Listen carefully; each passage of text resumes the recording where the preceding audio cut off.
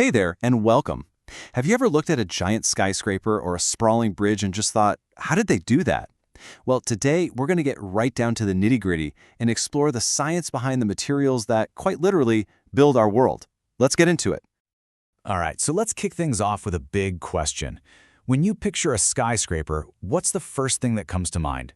Is it the steel beams, the glass windows? What do you think is the single most important ingredient holding it all up? Would you believe the answer is this? The humble brick. It really is the basic unit, kind of like the foundational atom of so much of our construction.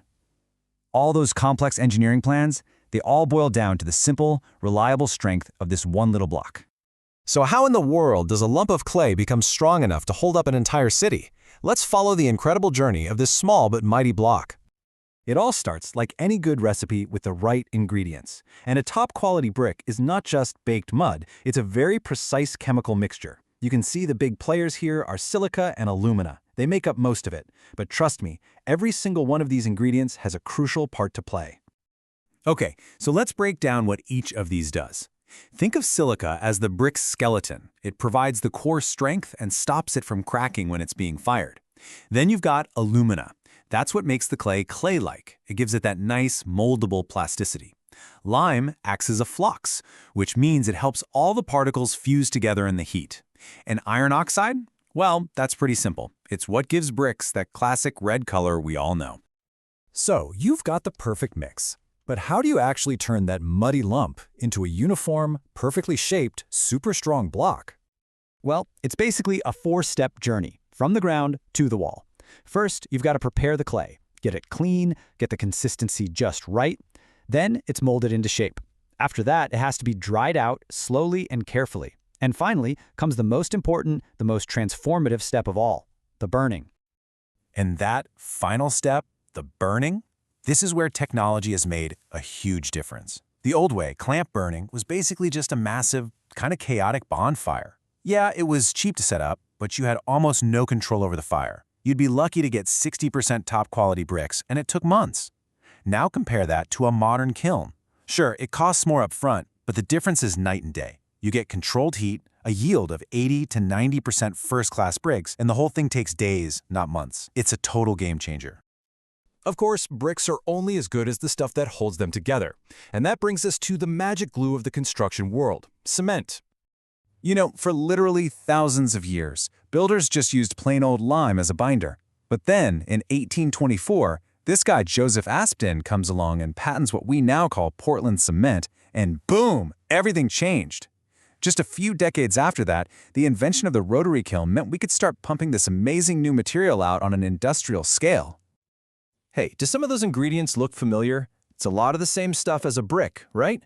But look at those proportions. They are totally different.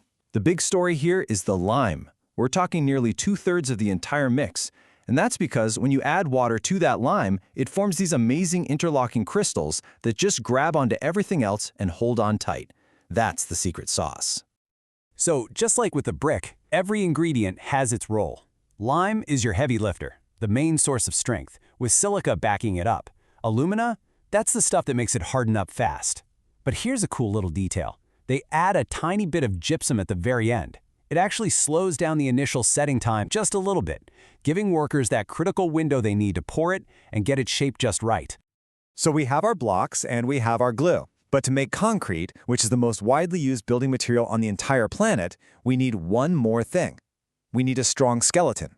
We need aggregates. So what in the world are aggregates? Simple, really. It's just the sand, gravel, and crushed stone that you mix in. But get this. This filler material makes up a whopping 70 to 80% of the concrete's total volume. That's huge. They give it bulk and strength and make the whole process way more affordable. Okay, pop quiz. If you want super strong concrete, what do you use? Smooth, round river pebbles or rough, chunky, crushed stone? It feels kind of backward, right? But the answer is the rough stuff. All those jagged edges and flat surfaces create way more area for the cement paste to grip onto. It's like having thousands of little microscopic hooks, creating a super strong bond. But it's not just the shape that matters. It's the mix of sizes, too. This is a concept called grading. Think about filling a big jar. If you only use large marbles, you're going to have a lot of empty space, right? But if you pour in the big marbles first, then smaller pebbles, and then sand, you fill up all those little gaps. That's exactly what well-graded aggregate does. It minimizes those tiny air pockets, creating a dense, solid, and incredibly strong final product. Okay, so we've got our recipes down for bricks, cement, and concrete. But how do you know it's any good? How can you be sure it's strong enough to hold up a bridge? Well, you test it. You test it like crazy. Look at this number, 500. What's that about? That's roughly how many bricks you need for just 1 single cubic meter of brickwork. 1. When you're building with thousands or millions of these, you have to be 100% sure every single one is perfect. So, how do you spot a good brick from a bad one? Well, engineers have some surprisingly simple, low-tech tests they can do right on site. A top-quality brick, when you strike it, should make a nice, clear, metallic ringing sound, not a dull thud. It shouldn't soak up too much water, and you shouldn't be able to scratch it with your fingernail. Simple, right?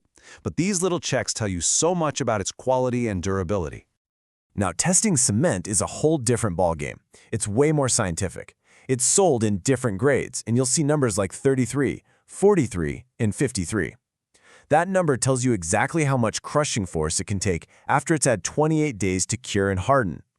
So, for a garden wall, grade 33 is probably fine. But for a massive skyscraper or a bridge that has to carry tons of weight every day, you're absolutely going to need that high-performance grade 53. And really, that brings us right back to where we started. Whether it's the individual brick, the cement holding it, or the aggregate bulking it all out, these are the absolute fundamentals that form the foundation of our entire modern world. You know, for centuries, these simple recipes, earth, minerals, and fire, have built our entire civilization. But now, we're looking to the future. We're thinking about smarter, more sustainable ways to build. We're even talking about building on other planets. And that leaves us with a really exciting question. What are the building blocks of tomorrow going to be made of? Something to think about. Thanks for joining us.